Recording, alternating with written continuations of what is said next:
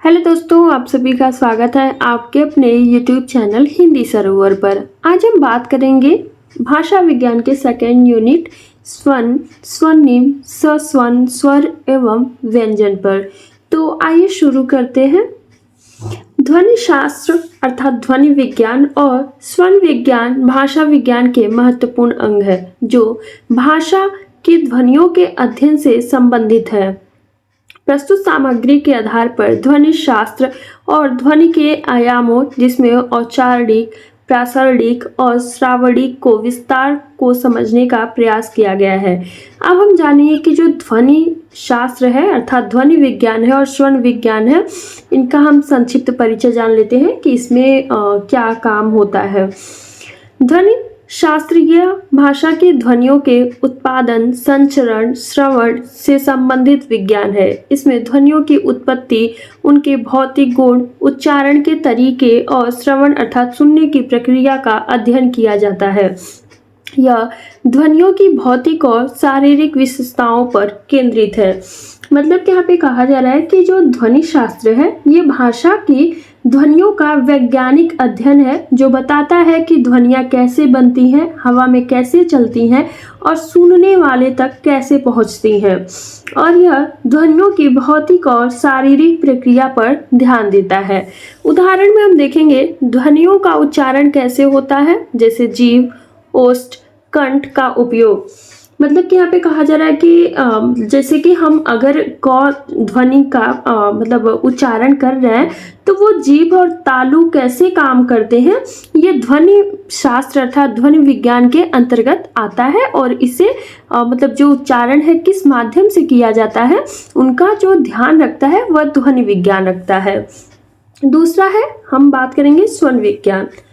यह ध्वनियों के कार्यात्मक अर्थवेदक पहलुओं का अध्ययन करता है। इसमें स्वनिमों के परिवर्तन, उनके इतिहास और भाषा में उनकी भूमिका का विश्लेषण होता है। मतलब यहाँ कहा जा रहा है कि जो स्वन विज्ञान है यह मतलब इस बात का अध्ययन करता है कि किसी खास भाषा में ध्वनियाँ अर्थ को कैसे बदलती हैं या ध्वनियों के नियम या उनके काम करने का जो तरीका है वह स्वन विज्ञान के अंतर्गत समझा जाता है। यहाँ उदाहरण में हम देखेंगे किसी भाषा में कौन सी ध्वनियाँ अर्थ बदलती हैं, जैसे हिंदी में प और फ का अंतर है। मतलब यहाँ पे कहा जा रहा है कि जैसे हिंदी में प और फ अलग अलग ध्वनियाँ हैं, जैसे आप प से कोई पल मान लीजिए और फ से फल मान लीजिए, तो ये जो शब्द है मतलब शब्दों का अर्थ बदल जा रहा है, लेकिन जो यहाँ पे मतलब जो भाषा है वह ध्वनियों को समझने में मदद करता है। मतलब कि यहाँ पे जो ध्वनियाँ हैं प और फ ये अलग अलग है, पर जैसे ही शब्द बदलते हैं उनका अर्थ भी बदल जाता है, तो ये स्वन विज्ञान के अंतर्गत होता है। अब हम बात करेंगे आगे। ध्वनि भाषा की लघुतम इकाई है जो अर्थहीन होती है लेकिन शब्द निर्माण में महत्वपूर्ण भूमिका निभाती है। यह भाषा की नींव है जिसके बिना भाषा की संरचना असंभव है। ध्वनि की उत्पत्ति के लिए 4 तत्व आवश्यक है। मतलब यहाँ पे कहा जा रहा है कि जो ध्वनि है वो भाषा की सबसे छोटी इकाई है जो अपने आप में कोई अर्थ नहीं रखती है लेकिन शब्द बनाने में अपनी अहम भूमिका निभाती है। मतलब बिना ध्वनियों के किसी भी शब्द का निर्माण नहीं हो सकता है। तो इसकी जो ध्वनि की जो उत्पत्ति है उसके 4 तत्व हैं। पहला हम देखेंगे भाव या विचार। ध्वनि उत्पादन का आधार विचार है। मतलब कि यहाँ पे कहा जा रहा है कि कुछ कहने या सोचने का जो विचार है। दूसरा है विचार प्रकाशनी इच्छा, विचार को व्यक्त करने की इच्छा, मतलब कि उसे बोलने की चाह जो ध्वनियाँ हैं। तीसरा है प्राणवायु, वायु का प्रवाह जो ध्वनि उत्पन्न करता है। मतलब कि जो फेफड़ों से निकलने वाली हवा है अर्थात प्राण वायु, आप हवा भी लिख सकते हैं। जो यहाँ पे 4 तत्व हैं। यहाँ पे चौथा है वाग अवयवों का परिचालन जिसमें जीभ, ओष्ठ, कंठ आदि का सही उपयोग। मतलब यहाँ पे कहा जा रहा है कि जो मतलब जो जीभ है, ओठ है, गला है, इन सब का जो सही इस्तेमाल, जैसे कि हम अगर आ या क बोलते हैं तो ये जो ध्वनियाँ हैं, विचार है, शब्द में बदलने में मदद करती हैं। ये जो इसके ध्वनियों के जो 4 यहाँ पे तत्व हैं। अब हम बात करेंगे स्वन विज्ञान की परिभाषा पे, इसका क्षेत्र, स्वरूप क्या है। तो आइए देखते हैं। स्वन विज्ञान भाषा की ध्वनियों वाक् स्वन का वैज्ञानिक अध्ययन है। यह भाषा की उन लघुतम इकाइयों का विश्लेषण करता है जो शब्दों, वाक्यों और अनंत भाषा का निर्माण करती है। स्वन विज्ञान का समानार्थी शब्द अंग्रेजी में फोनेटिक्स और जबकि फोनोलॉजी, जिसे स्वन विज्ञान का दायरा किसी विशेष भाषा की ध्वनियाँ और उनके संगठन तक सीमित होता है। स्वन विज्ञान का अध्ययन 3 प्रमुख शाखाओं में विभाजित है। मतलब कि यहाँ पे कहा जा रहा है कि जो स्वन विज्ञान है ये भाषा की जो ध्वनियाँ हैं उनका वैज्ञानिक अध्ययन करता है और यह देखता है कि ध्वनियाँ कैसे बनती हैं और कैसे मतलब उनकी यात्रा होती है और कैसे सुनी जाती है। ये स्वन विज्ञान के अंतर्गत देखा जाता है। और स्वन विज्ञान का जो अध्ययन है उसके 3 प्रमुख शाखाएं हैं। पहला है उच्चारण स्वन विज्ञान। यह ध्वनियों के उत्पादन और उनके उच्चारण की प्रक्रिया का अध्ययन करता है, जिसमें वाग अवयव, जीभ, तालु, स्वर यंत्र की भूमिका शामिल है। मतलब कि यहाँ पे कहा जा रहा है कि जो ध्वनियाँ हैं जीभ, तालु या जो स्वर यंत्र से कैसे बनती है, ये उच्चारण जो स्वन विज्ञान है इसके अंतर्गत समझा जाता है। दूसरी शाखा है सनाद स्वन विज्ञान। यह ध्वनियों के संवहन यानी कि ध्वनि तरंगों के माध्यम से श्रोता तक पहुंचने की प्रक्रिया का अध्ययन करता है। इसका संबंध भौतिक विज्ञान से है। मतलब कि यहाँ पे कहा जा रहा है कि जो ध्वनि है हवा में तरंगों के रूप में कैसे चलती है, मतलब कि श्रोता तक, जो सुनने वाला है उसके तक कैसे पहुंचती है, ये सनाद स्वन विज्ञान के अंतर्गत समझा जाता है और जो इसका संबंध है भौतिक विज्ञान से माना जाता है। तीसरी शाखा यहाँ पे श्रवण स्वन विज्ञान। यह ध्वनियों के ग्रहण यानी कि श्रोता के कानों और मस्तिष्क द्वारा ध्वनियों को समझने की प्रक्रिया का अध्ययन करता है। इसका संबंध यहाँ पे शरीर विज्ञान से है। मतलब कि यहाँ पे कहा जा रहा है कि जो ध्वनि को कान और दिमाग कैसे समझते हैं, यह भाषा सिखाने, बोलने, जो समस्या मतलब ठीक करने के लिए, मतलब उसकी जो पहचान है वो ध्वनि की पहचान करने के लिए श्रवण स्वन विज्ञान के अंतर्गत किया जाता है। आगे यहाँ पे स्वन विज्ञान का महत्व इसलिए भी है क्योंकि यह भाषा की ध्वनियों को समझने, उनकी तुलना करने और विभिन्न भाषाओं में ध्वनि परिवर्तनों के नियम को जानने में सहायक होता है। यह भाषा शिक्षण, भाषण, चिकित्सा और कृत्रिम बुद्धिमत्ता जैसे क्षेत्रों में उपयोगी है। मतलब कि यहाँ पे जो भाषा है सीखने, बोलने की जो समस्याएं हैं उसे ठीक करने में और जो ध्वनियाँ हैं उनको पहचानने के लिए जो स्वन विज्ञान है उसमें अपनी भूमिका निभाता है। अब हम बात करेंगे स्वन विज्ञान का स्वरूप। स्वन या वाक् स्वन दोनों का एक ही अर्थ है। भाषा की वह ध्वनि है जो मानव के वाक् अवयवों द्वारा सुनिश्चित स्थान और प्रयत्न के साथ उच्चारित की जाती है।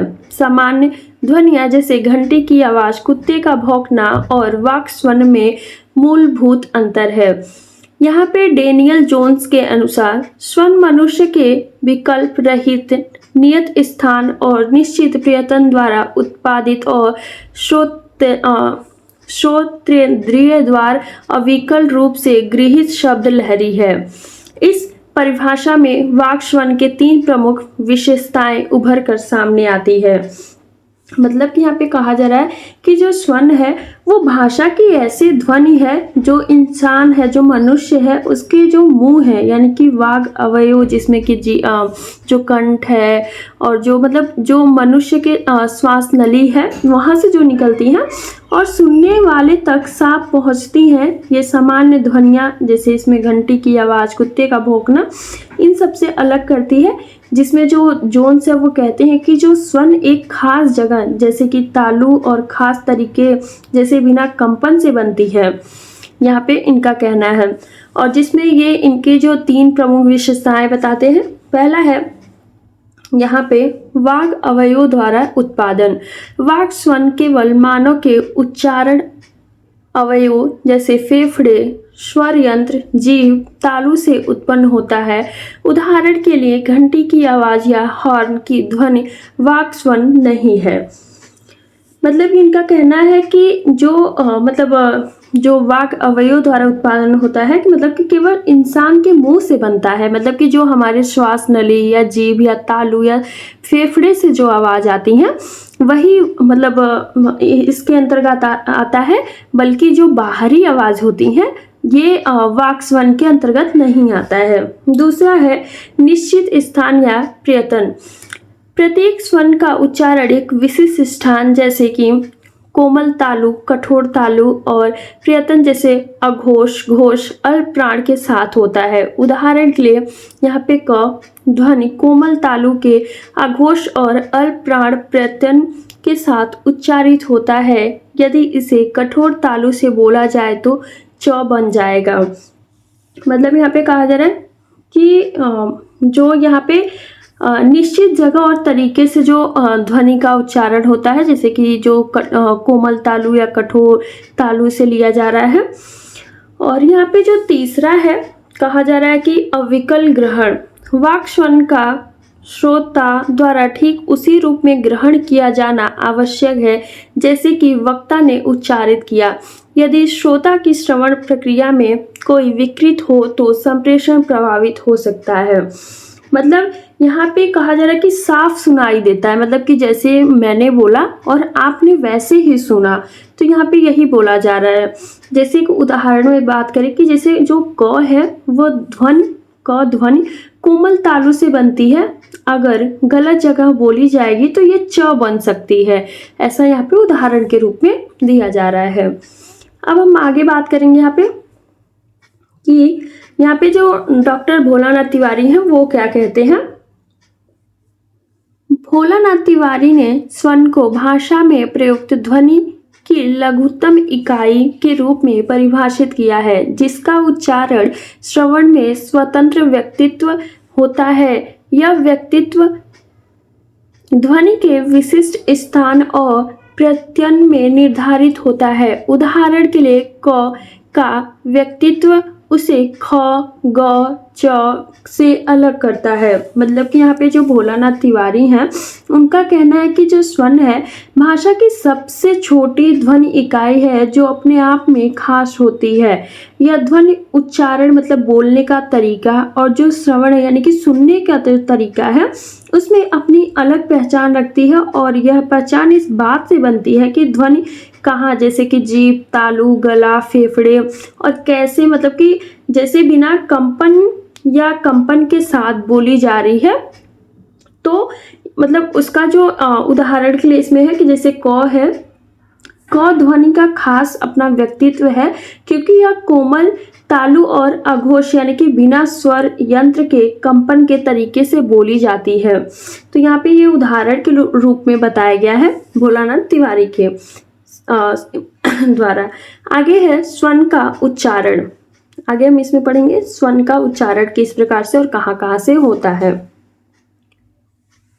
स्वन का उच्चारण वाग अवयव द्वारा होता है। मतलब कि जो स्वन है भाषा की ध्वनि बनने के लिए हमारे मुंह और गले के जो अंग होते हैं जिन्हें वाग अवयव कहते हैं, जिसमें स्वर तंत्र अर्थात गला, जीभ, तालु, होठ, दांत और नाक शामिल होते हैं, ये काम करते हैं। और ध्वनि को आकार देने का मतलब कि जब हम बोलते हैं तो ये सभी मिलकर मतलब जो ध्वनि है उसका आकार बनाते हैं। आगे है मानव के फेफड़ों से निकलने वाली वायु स्वर यंत्र मतलब कि जो गला है में पहुंचकर आवाज का रूप लेती है। मतलब यहाँ पे कहा जा रहा है कि जो ध्वनि बनने की जो शुरुआत है फेफड़ों से होती है, और फेफड़ों से निकलने वाली हवा जब स्वर यंत्र मतलब गले का जो हिस्सा है वहां जाती है तब वहां आवाज बनती है। मतलब कि अगर हम बोल रहे हैं तो हमारे फेफड़ों से जो हवा निकलती है फिर हमारे गले तक आवाज आती है, तब वो जो ध्वनियाँ है वो मतलब हमारा जो बोलते हैं तो वो स्वर के रूप में निकलती है, स्वर व्यंजन मतलब जब हवा के साथ। आगे है यह आवाज मुख विवर में विभिन्न यहाँ पे अवयव जिसमें जीभ, तालु, दांत के अवरोध से स्वरों और व्यंजनों का रूप धारण करती है। मतलब यहाँ पे जो स्वर यंत्र से जो बनी आवाज है जब मुंह मतलब जो मुख विवर है यहाँ पे मुख से आश्रय है पहुंचती है तो जीभ, तालु, दांत और होठों से उसे अलग अलग ध्वनियों जैसे स्वर और व्यंजन में बदल देती हैं। आगे इसमें कहा जा रहा है कि उच्चारण प्रक्रिया में निम्नलिखित अवयव महत्वपूर्ण है। मतलब कि इसके जो उच्चारण के लिए कुछ मतलब जो अवयव अंग है वो महत्वपूर्ण भूमिका निभाते हैं, जिसमें है पहला यहाँ पे फेफड़े। फेफड़े वायु स्रोत जो ध्वनि उत्पादन का आधार है। मतलब यहाँ पे कहा जा रहा है कि जो फेफड़ा है वो ध्वनि बनाने मतलब जो ध्वनि बनता है उसकी शुरुआत करता है, क्योंकि ये हवा को बाहर धकेलते और ध्वनि का आधार बनाता है, यानी कि जो हवा है उसे बाहर मतलब निकालता है, जिससे ध्वनि का जो रूप है वो बनता है। आगे है स्वर यंत्र। यहाँ स्वर रज्जियाँ कंपन करके आवाज उत्पन्न करती हैं। स्वर रज्जियों का कंपन घोष और ध्वनियों का जैसे ग ब हलंत वाले हैं के कारण बनता है, जबकि बिना कंपन के अघोष ध्वनियाँ क फ उत्पन्न होती हैं। मतलब कि यहाँ पे जो कहा जा रहा है कि जो स्वर यंत्र है, स्वर यंत्र गले का वह हिस्सा है जहां दो पतली झिल्लियां होती हैं हमारे गले में, जिसे स्वर रज्जियां कहते हैं। वो हिलकर आवाज बनाती हैं। मतलब कि जो हमारा स्वर यंत्र है वहाँ दो पतली झिल्लियां होती हैं जो हवा के दबाव से हिलती हैं।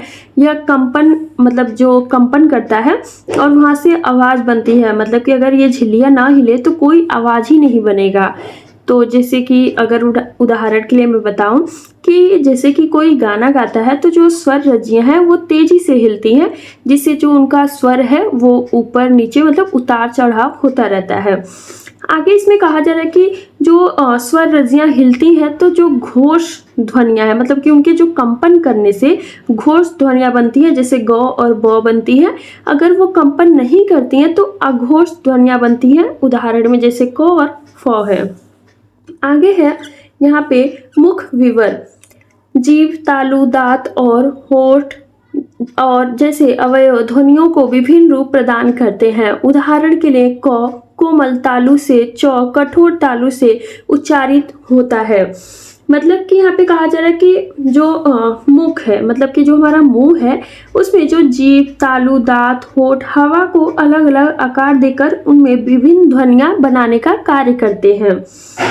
आगे जैसे कि इसमें उदाहरण के रूप में बताया गया है कि जो क कोमल तालु और च कठोर तालु से उच्चारित होता है। मतलब कि यहाँ पे जो अलग अलग ध्वनियां हैं वो मुख के अलग अलग हिस्सों से बनती हैं। जो क है वो बहुत ही कोमल तालु है, जैसे कि मुंह की जो मतलब हम क बोलते हैं तो बहुत ही हल्के से बोलते हैं, और जो च है वो उसे च बोलने में जो हमारे होठ है थोड़े से बाहर की तरफ आते हैं, मतलब कि वो कठोर रूप में बोला जाता है। आगे है यहाँ पे नासिका। नासिका मार्ग से गुजरने वाली वायु नासिकीय ध्वनियाँ जैसे म न का निर्माण करती है। मतलब यहाँ पे कहा जा रहा है कि जब हवा नाक मतलब नासिका जो है वो नाक को कहा जा रहा है से निकलती है तो नासिकीय ध्वनियाँ जैसे म और न, जैसे हम म का उच्चारण करते हैं या न का उच्चारण करते हैं तो जो हमारी आवाज़ होती है वो नाक से होके निकलता है। जैसे कि आप सभी उच्चारण मतलब करके देख सकते हैं कि जैसे हम म बोल रहे हैं या न बोल रहे हैं तो जो हमारा नाक है उसमें आवाज़ जाता है। आगे इसमें कहा जा रहा है कि उच्चारण ध्वनियों में ध्वनियों को उनके स्थान और प्रयत्न के आधार पर वर्गीकृत किया जाता है। स्थान यहाँ पे कंठ अर्थात गला, तालु, दंत, होठ आदि। प्रयत्न में स्पर्श, सन्नाद और नासिकी मतलब कि जो तालु में स्पर्श होता है, जो नाक से निकलते हैं, जो हवा से निकलते हैं, उनकी बात की जा रही है। वैसे मैं बहुत ही आसान भाषा में समझाने की कोशिश कर रही हूँ। आशा करती हूँ आप लोग भी समझ पा रहे होंगे। अब आगे हम बात करेंगे स्वन का संवहन किस प्रकार से होता है। स्वन का संवहन ध्वनि तरंगों के माध्यम से होता है। वक्ता के मुख से निकली ध्वनि वायु में कंपन उत्पन्न करती है जो शब्द लहरियों के रूप में श्रोता के कानों तक पहुंचती है। यह प्रक्रिया भौतिक विज्ञान के सिद्धांतों पर आधारित है। सनाद स्वन विज्ञान में निम्नलिखित पहलुओं का अध्ययन किया जाता है। मतलब कि यहाँ पे कहा जा रहा है कि जब कोई व्यक्ति बोलता है तो जो उसकी आवाज़ होती है मतलब कि स्वन होती है वो हवा में कैसे यात्रा करती है और सुनने वाले यानी कि जो श्रोता है उसके तक मतलब उसके कानों तक कैसे पहुंचती है, जैसे कि मान लीजिए कि जब हम कोई शब्द बोलते हैं, यानी कि मैं जैसे बोल रही हूँ, तो जो मेरी आवाज़ है ये आपके कानों तक कैसे पहुँच रही है, और जो इसमें ध्वनियाँ होती हैं, जो मतलब ध्वनि में जो हवा में कंपन होता है, वाइब्रेशन, उसे पैदा करती है। और ये कंपन ध्वनि तरंगों के रूप में हवा के कणों को मतलब हिलाते हुए, कंपन करते हुए आगे बढ़ते हैं। जैसे कि हम देखते हैं कि जो समुद्र होते हैं, पानी होते हैं, उसमें जो तरंगे उत्पन्न होती हैं, उसी प्रकार से जो तरंगे हवा के माध्यम से जो श्रोता है उसके कानों तक पहुंचाती है, तब जाके जो उसका कान है उन्हें ग्रहण करते जो श्रोता है उनको समझाने में मदद करती है। और जो ये प्रक्रिया है ये भौतिक विज्ञान के अंतर्गत मतलब उसके नियमों पर आधारित होता है, क्योंकि जो इसमें ध्वनि एक मतलब ऊर्जा की तरह है जो हवा में लहरों के रूप में चलती है। और जो सनात स्वन विज्ञान है, इस प्रक्रिया को जो समझने का पूरा विज्ञान है, ये अध्ययन करता है कि ध्वनि तरंगे कैसे बनती हैं और कैसे काम करती हैं। इसके कुछ पॉइंट्स बताए गए हैं। पहला है ध्वनि की आवृत्ति। यह ध्वनि की ऊंचाई नीचाई को निर्धारित करता है। उच्च आवृत्ति वाली ध्वनियाँ तीक्ष्ण होती हैं, जबकि निम्न आवृत्ति वाली ध्वनियाँ गहरी होती हैं। जैसे कि हम बता रहे हैं कि जो ध्वनि है कितनी ऊंची और नीची होती है, मतलब जो इसके तरंगे हैं बहुत तेजी से कानों में कंपन करती हैं, जो उच्च आवृत्ति करती हैं, और ध्वनि मतलब कितनी तेजी से आ रहा है। जैसे कि हम साइंस में पढ़ते हैं कि जो मनुष्य है वो 20 मतलब हर्ट से 20,000 हर्ट तक सुन सकता है। तो उसी की बात की जा रही है कि जो ध्वनियाँ हैं उनकी आवृत्ति, उनके जो कंपन है कितना मतलब सुनाई देता है। जैसे कि उदाहरण के लिए बात करें कि जो ई ध्वनि है उसकी जो ऊंचाई है मतलब कि उच्च आवृत्ति होती है, जबकि हम जब आ बोलते हैं तो जो ध्वनि है उसकी बहुत निम्न आवृत्ति हो। जैसे कि ई बोले तो बहुत ज़्यादा इसमें टाइम लगता है, और आ बोले तो बहुत ही कम टाइम लगता है, मतलब जो आवृत्ति है उसकी बहुत कम टाइम लेता है। दूसरा है तीव्रता। यह ध्वनि की तेजी और मन्दता को दर्शाता है। मतलब कि यहाँ पे जो ध्वनि है उसकी जो तेजी है मतलब उसको दर्शा रहा है कि आप जोर से चिल्लाते हैं, जो ध्वनि की तीव्रता ज़्यादा होती है। अगर धीरे बोलते हैं तो कम तीव्रता। इस बात पर निर्भर करती है कि ध्वनि तरंगों में कितनी ऊर्जा है। जैसे कि उदाहरण की मैं बात करूँ तो जैसे कि हम हेलो बोलते हैं तो जोर से चिल्लाने पर इसकी तीव्रता ज़्यादा होगी, पर धीरे बोलेंगे तो जो ध्वनि की तीव्रता होगी वो बहुत ही कम होगी, मतलब मंद होगी। थर्ड पॉइंट है संवहन की बाधाएं। दूरी, शोर या अन्य बाधाएं ध्वनि तरंगों को कमजोर कर सकती हैं, जिससे संप्रेषण प्रभावित होता है। मतलब कि यहाँ पे कहा जा रहा है कि जो कई चीज़ें होती हैं जो ध्वनि को श्रोता तक पहुँचने से रोकती हैं। जैसे दूरी, अगर श्रोता बहुत दूर है तो ध्वनि कमज़ोर हो सकती हैं। शोर, जैसे कि गाड़ियों की आवाज़ या भीड़ का जो शोर है वहाँ पे जो ध्वनि है उसकी आवाज़ दब जाती है। जैसे अन्य बाधाओं की बात करें कि जो दीवार है, पर्दा है, हवा की गति ध्वनि तरंगों को कमज़ोर कर देती है। उदाहरण के लिए बात करें कि मतलब कि अगर आप किसी ट्रेन में बैठे हैं और आप वहाँ से जो हेलो मतलब किसी को चिल्लाते हैं या किसी को बुलाते हैं, तो जो ध्वनि है जैसे कि ट्रेन है वो बहुत ही तेज़ गति से चलती है, तो जो वहाँ पे जो तरंगे हैं वो बहुत ही ज़्यादा रहेंगी कि सामने वाले यानी कि जो श्रोता है वो नहीं सुन पाएगा आपका आवाज़। तो ये संवहन की बाधाएं की बात की जा रही है। अब हम बात करेंगे स्वन का ग्रहण किस प्रकार से होता है। स्वन का ग्रहण श्रवण स्वन विज्ञान का विषय है। ध्वनि तरंगे श्रोता के कानों तक पहुंचती हैं और श्रवण प्रक्रिया के माध्यम से मस्तिष्क तक संप्रेषित होती है। इस प्रक्रिया में निम्नलिखित चरण शामिल है। मतलब कि यहाँ पे कहा जा रहा है कि जो ध्वनियाँ हैं वो सुनने और समझने की जो प्रक्रिया है वो श्रवण स्वन विज्ञान का हिस्सा है। जब कोई बोलता है तो ध्वनि तरंगे हवा के जरिए कान तक पहुंचाती हैं, फिर कान से मस्तिष्क तक लेकर उसे समझते हैं। ये प्रक्रिया के कुछ चरण हैं। पहला है इसका कर्ण छिद्र। ध्वनि तरंगे कर्ण छिद्र में प्रवेश करती हैं। मतलब यहाँ पे कहा जा रहा है कि जो ध्वनि है जो ध्वनि की तरंगे हैं वो कान के छेद से अंदर जाती हैं। जैसे मतलब मैं अगर कोई शब्द बोल रही हूँ या अभी आपको जो मैं पढ़ा रही हूँ, तो ये सबसे पहले जो आपका कान है, कान के अंदर जो छिद्र है उस पे प्रवेश करेगा। तो फिर इसका जो अगला स्टेप है वो कर्ण यहाँ पे पटह, यह एक पतली झिल्ली है जो ध्वनि तरंगों के कारण कंपन करती है। मतलब कि जो कर्ण पटह है ये बहुत पतली सी झिल्ली है जो ध्वनियों को कंपन करती है। आगे है कर्ण अस्थियां, कर्ण पटह से जुड़ी 3 छोटी हड्डियां जिसमें मैलियस, इकस, स्टेप्स यहाँ पे कंपन को आंतरिक कर्ण तक पहुंचाती है।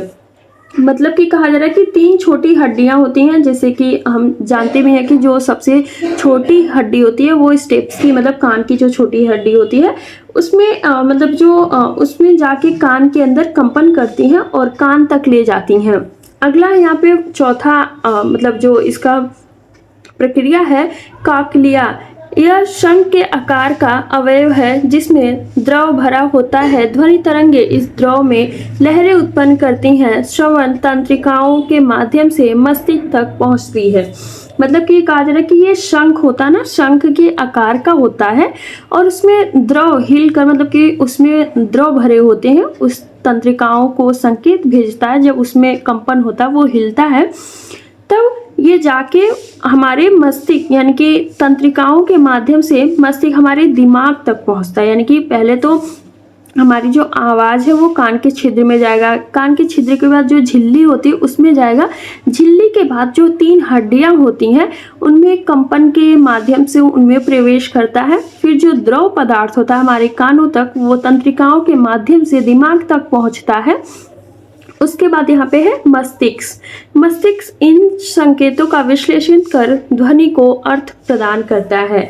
मतलब कि जब मस्तिष्क तक पहुँचता है तो जो मस्तिष्क हमारा जो दिमाग है ये संकेतों को समझकर ध्वनि का जो अर्थ है उसे बताता है। आगे कहा जा रहा है कि श्रवण प्रक्रिया जटिल है लेकिन भाषा वैज्ञानिकों के लिए इसका स्थूल अध्ययन को पर्याप्त है। यदि श्रोता की श्रवण प्रणाली में कोई विकृत हो तो ध्वनि को सही रूप में ग्रहण नहीं कर पाता, जिससे संप्रेषण में बाधा उत्पन्न हो सकती है। मतलब यह प्रक्रिया जटिल है लेकिन जो भाषा वैज्ञानिक है उनका जो मतलब ज्ञान है, ये मतलब जो भाषा वैज्ञानिक है वो बहुत ही अध्ययन, इसका बहुत ही उनके लिए जो पर्याप्त अध्ययन होता है। अगर कान में कोई खराबी है तो जो ध्वनि है वो सही नहीं, मतलब जो समझ नहीं पाती, उसका अर्थ नहीं ले पाती है, जिससे बातचीत संप्रेषण करने में दिक्कत होती है, मतलब बाधाएं आती हैं। तो आशा करती हूँ आप सभी को बहुत अच्छा लगा होगा। प्लीज़ चैनल को लाइक, सब्सक्राइब, शेयर करना ना भूलें। और जो अगला स्वर्णिम है हम उसे अगले वीडियो में पढ़ेंगे, क्योंकि वीडियो बहुत लंबा हो जा रहा है और समझना आपके लिए भी थोड़ा मुश्किल हो जाएगा, क्योंकि जो भाषा विज्ञान है अपने आप में ही बहुत जटिल ये पेपर है, मुझे भी जहाँ तक लगता है। और मैं आसान भाषा में समझाने की बहुत कोशिश कर रही हूँ कि आप सभी को जो नोट्स है वो मिल जाए।